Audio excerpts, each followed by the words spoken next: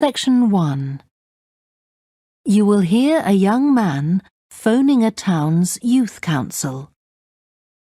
First, you have some time to look at questions 1 to 5.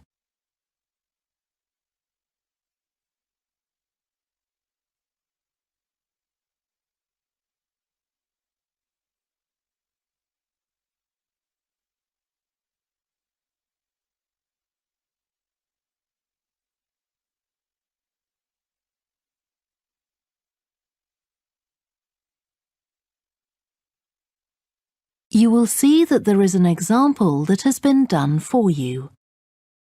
On this occasion only, the conversation relating to this will be played first. Good morning, Youth Council. Caroline speaking. Oh, hello. I'm interested in standing for election to the Youth Council, and I was told to give you a call. That's good. Could I have your name, please? Yes, it's Roger Brown. Thank you. The young man's name is Roger Brown, so Brown has been written in the space. Now we shall begin. You should answer the questions as you listen, because you will not hear the recording a second time. Listen carefully and answer questions 1 to 5. Good morning, Youth Council. Caroline speaking. Oh, hello. I'm interested in standing for election to the Youth Council, and I was told to give you a call. That's good. Could I have your name, please? Yes, it's Roger Brown. Thank you. I'm Caroline, the Youth Council Administrator. So, do you know much about what the council does, Roger? I've talked to Stephanie. I think she's the chair of the council. That's right. And she told me a lot about it. How it's a way for young people to discuss local issues, for example, and make suggestions to the town council.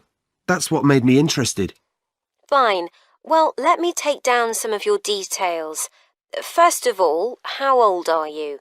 You know the council is for young people aged from 13 to 18. I've just turned 18. And where do you live, Roger? Well, that's a bit complicated.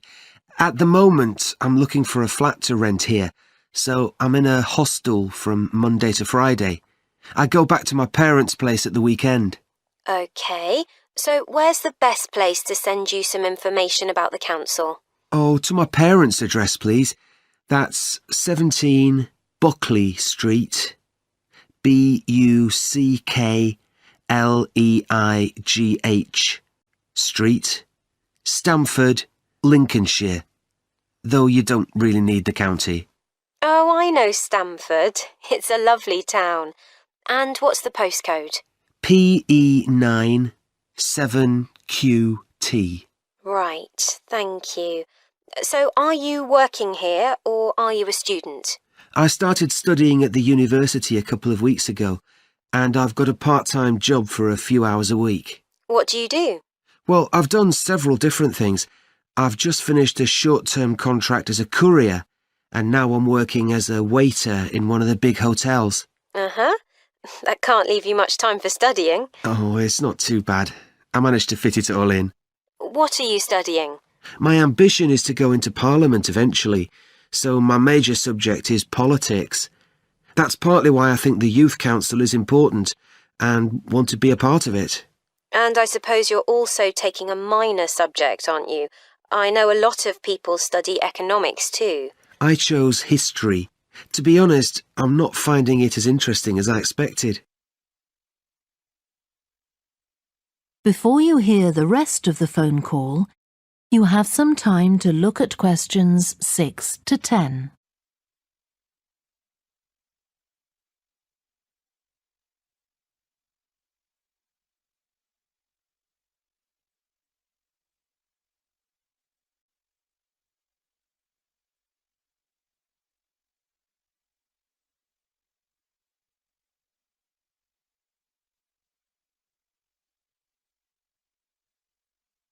Now listen and answer questions 6 to 10.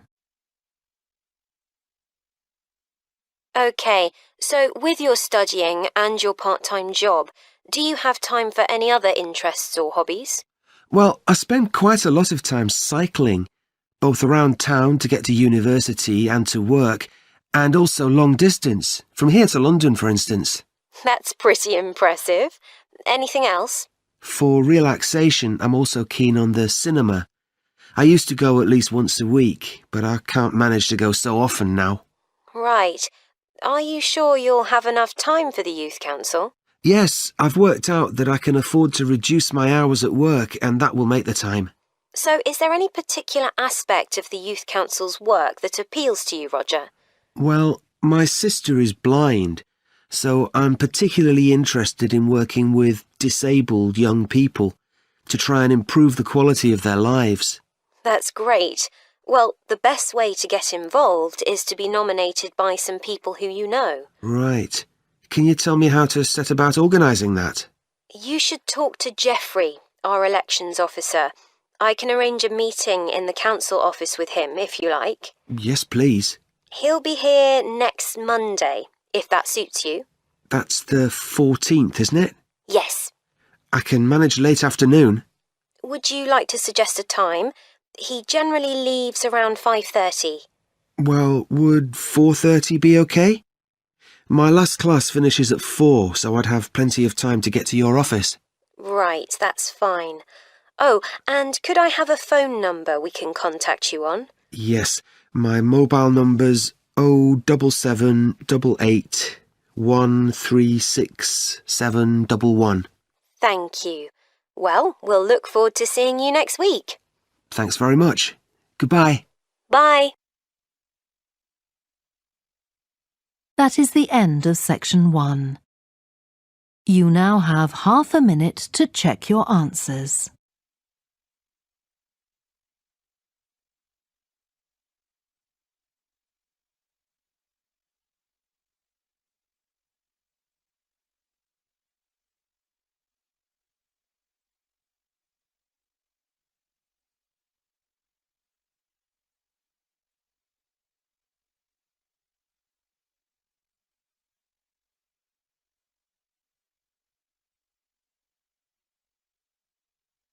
Now turn to section 2.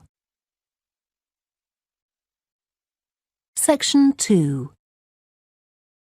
You will hear a woman who works in a theatre talking to 2 new staff members on their first day of work.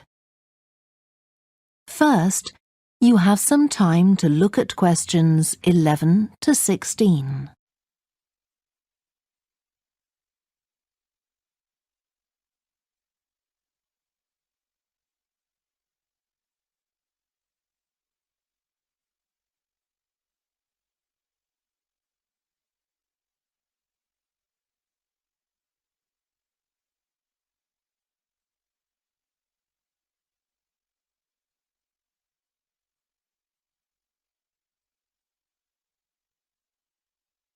Now listen carefully and answer questions 11 to 16. Hi, great to see you. I'm Jodie, and I'll be looking after both of you for the first month you're working here at the Amersham Theatre. I'll tell you something about the theatre now, then take you to meet 2 of the other staff. It's an old building, and it's been modernised several times. In fact, as you can see, we're carrying out a major refurbishment at the moment. The interior has just been repainted, and we're about to start on the exterior of the building. That'll be a big job. The work's running over budget, so we've had to postpone installing an elevator. I hope you're happy running up and down stairs.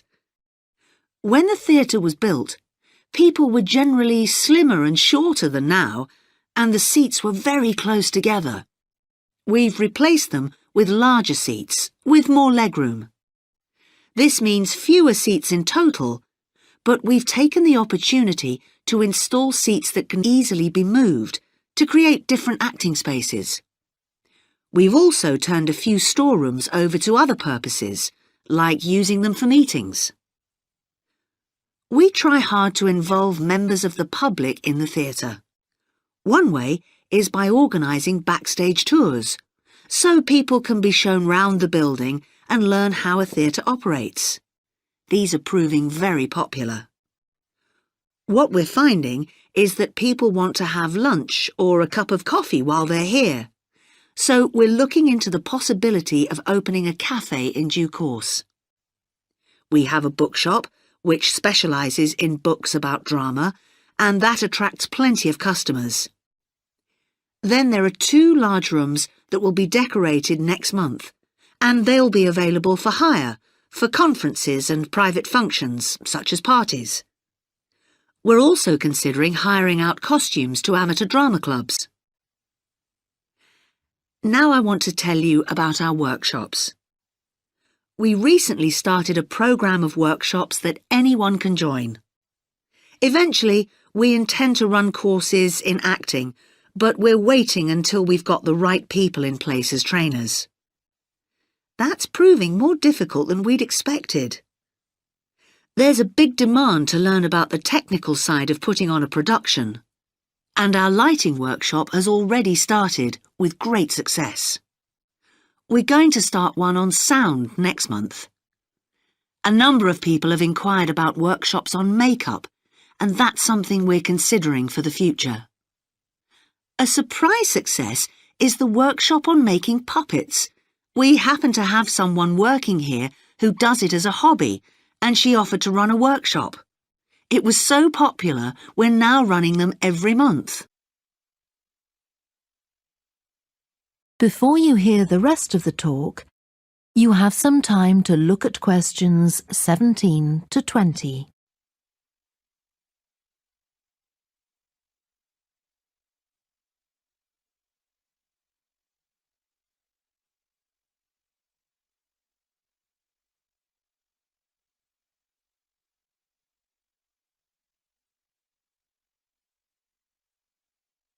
Now listen and answer questions 17 to 20.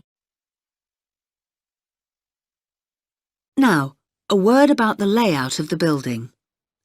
The auditorium, stage and dressing rooms for the actors are all below ground level. Here on the ground floor, we have most of the rooms that the public doesn't see.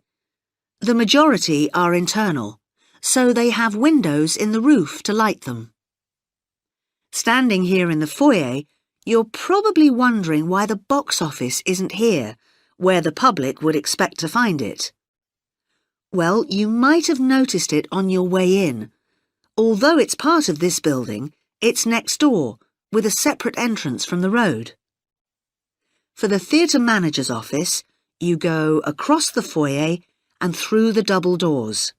Turn right, and it's the room at the end of the corridor, with the door on the left. The lighting box is where the computerized stage lighting is operated, and it's at the back of the building. When you're through the double doors, turn left, turn right at the water cooler, and right again at the end. It's the second room along that corridor. The lighting box has a window into the auditorium, which of course is below us.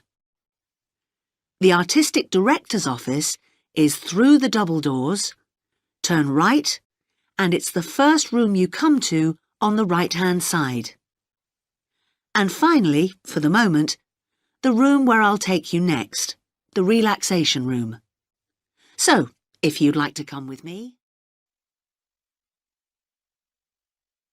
That is the end of section 2. You now have half a minute to check your answers.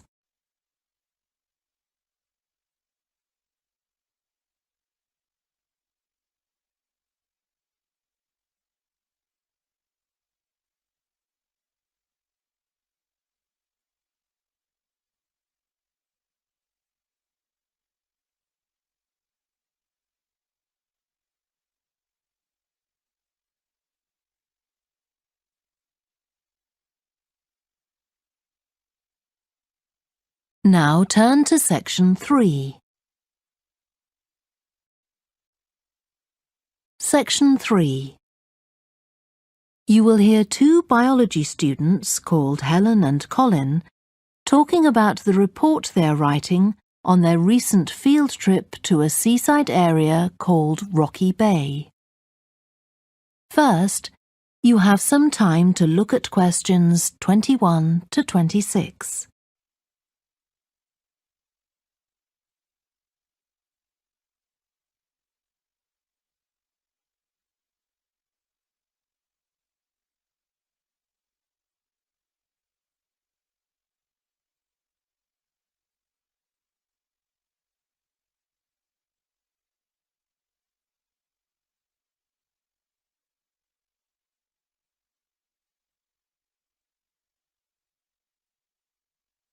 Now listen carefully and answer questions 21 to 26. I've brought my notes on our biology field trip to Rocky Bay, Colin, so we can work on our report on the research we did together. OK. I've got mine too. Let's look at the aims of the trip first. Right. What did you have? I just put something about getting experience of the different sorts of procedures used on a field trip. But we need something about what causes different organisms to choose particular habitats. I agree. And something about finding out how to protect organisms in danger of dying out. In our aims? But we weren't really looking at that. I suppose not. OK, now there's the list of equipment we all had to bring on the field trip. What did they tell us to bring a ruler for? It was something about measuring the slope of the shore. But of course we didn't need it because we were measuring wind direction and we'd brought the compass for that. But not the piece of string to hold up in the air. Didn't Mr. Blake make a fuss about us leaving that behind? Yeah, he does go on. Anyway, it was easy to get one from another of the students. Now, the next section's the procedure. I sent you the draft of that. Yeah, it was clear, but I don't think we need all these details of what time we left and what time we got back and how we divided up the different research tasks. OK, I'll look at that again. Then we have to describe our method of investigation in detail. So let's begin with how we measured wave speed. I was surprised how straightforward that was. I'd expected us to have some sort of high-tech device, not just stand there and count the number of waves per minute. Not very precise, but I suppose it was good enough. But the way we measured the amount of salt was interesting. In the water from the rock pools? Yeah. Oh, I wanted to check the chemicals we used in the lab when we analysed those samples. Was it potassium chromate and silver nitrate? That's right. OK. And we need the map of the seashore. You just left that to me. And I had to do it while the tide was low. Well, that was OK, but the place I started it from was down on the beach. Then I realised I should have gone up higher to get better visibility, so I had to start all over again. But at least I'd got the squared paper, or I'd have had problems drawing it all to scale. Yeah, it looks good. We could get a map of the region off the internet and see if we need to make any changes. I had a look, but I couldn't find anything. But you took some pictures, didn't you? Yeah, I'll email you them if you want. OK. I'll make my amendments using those. Then I can scan it into our report. Great. Before you hear the rest of the discussion, you have some time to look at questions 27 to 30.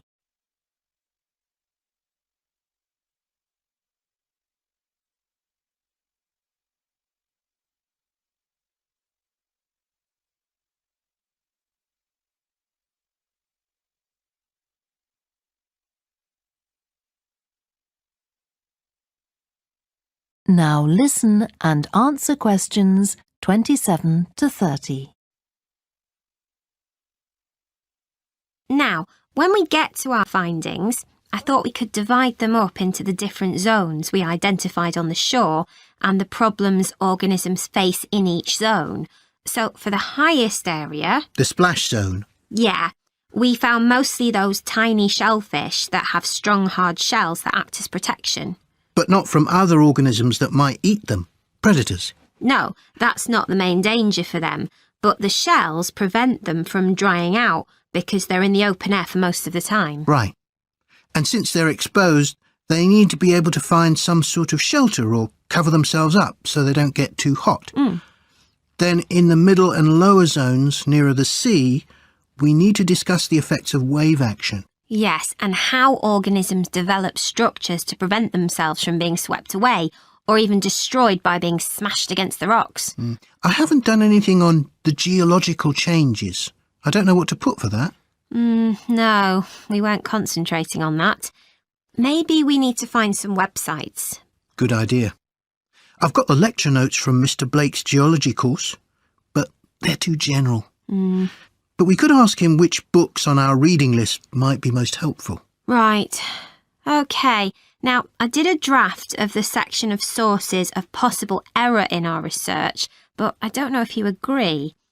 For example, the size of the sample and whether it's big enough to make any general conclusions from. But I thought actually we did have quite a big sample. We did. And our general method of observation seemed quite reliable. But we might not be all that accurate as far as the actual numbers go. Yeah, we might have missed some organisms, if they were hiding under a rock, for example. I wasn't sure about the way we described their habitats. I decided it was probably OK. Yeah, and the descriptions we gave of the smaller organisms, they weren't very detailed, but they were adequate in this context. I'm not sure we identified all the species correctly, though. OK, we'd better mention that. Now, how are we going to... That is the end of section 3. You now have half a minute to check your answers.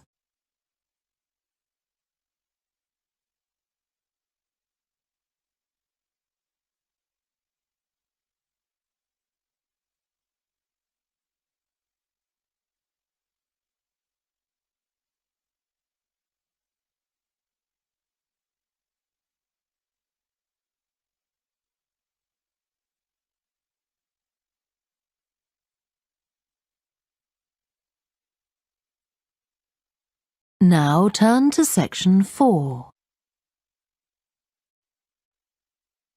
Section 4.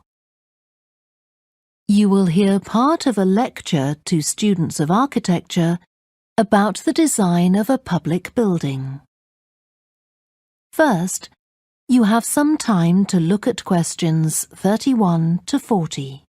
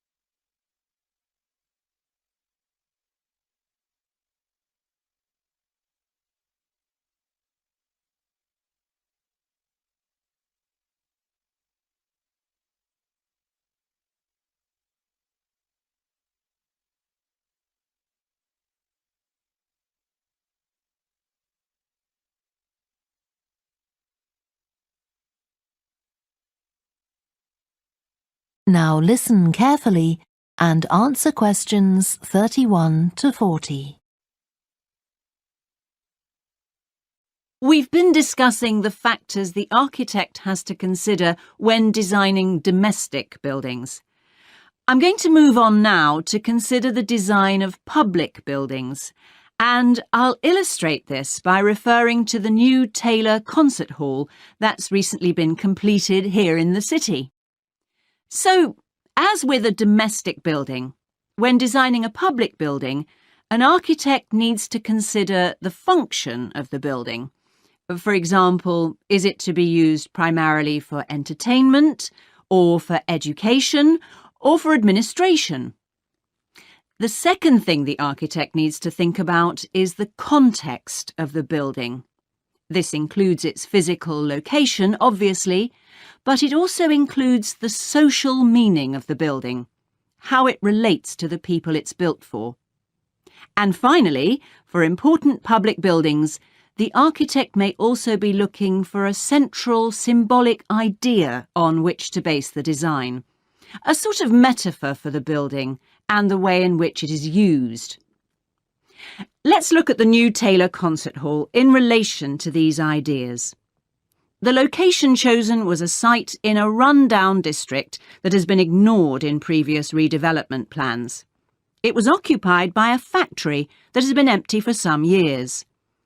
The whole area was some distance from the high-rise office blocks of the central business district and shopping centre, but it was only 1 kilometre from the ring road. The site itself was bordered to the north by a canal which had once been used by boats bringing in raw materials when the area was used for manufacturing. The architect chosen for the project was Tom Harrison. He found the main design challenge was the location of the site in an area that had no neighbouring buildings of any importance. To reflect the fact that the significance of the building in this quite run-down location was as yet unknown, he decided to create a building centred around the idea of a mystery, something whose meaning still has to be discovered. So, how was this reflected in the design of the building? Well, Harrison decided to create pedestrian access to the building and to make use of the presence of water on the site. As people approach the entrance, they therefore have to cross over a bridge. He wanted to give people a feeling of suspense as they see the building first from a distance and then close up. And the initial impression he wanted to create from the shape of the building as a whole was that of a box. The first side that people see, the southern wall, is just a high, flat wall uninterrupted by any windows. This might sound off-putting, but it supports Harrison's concept of the building, that the person approaching is intrigued and wonders what will be inside. And this flat wall also has another purpose. At night time, projectors are switched on, and it functions as a huge screen onto which images are projected.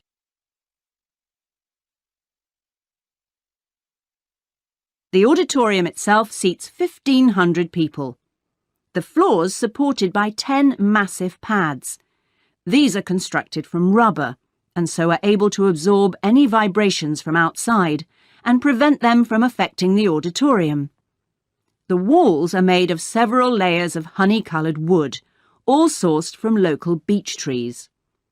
In order to improve the acoustic properties of the auditorium and to amplify the sound, they are not straight, they are curved. The acoustics are also adjustable according to the size of orchestra and the type of music being played. In order to achieve this, there are 9 movable panels in the ceiling above the orchestra, which are all individually motorised. And the walls also have curtains, which can be opened or closed to change the acoustics. The reaction of the public to the new building has generally been positive. However, the evaluation of some critics has been less enthusiastic. In spite of Harrison's efforts to use local materials, they criticise the style of the design as being international rather than local, and say it doesn't reflect features of the landscape or society for which it is built. That is the end of section 4. You now have half a minute to check your answers.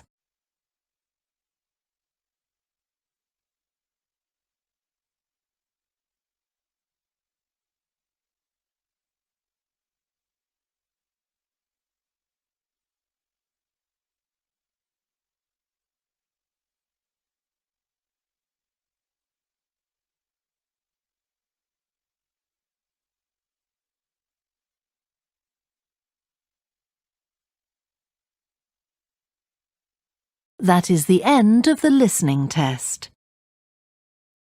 You now have 10 minutes to transfer your answers to the answer sheet.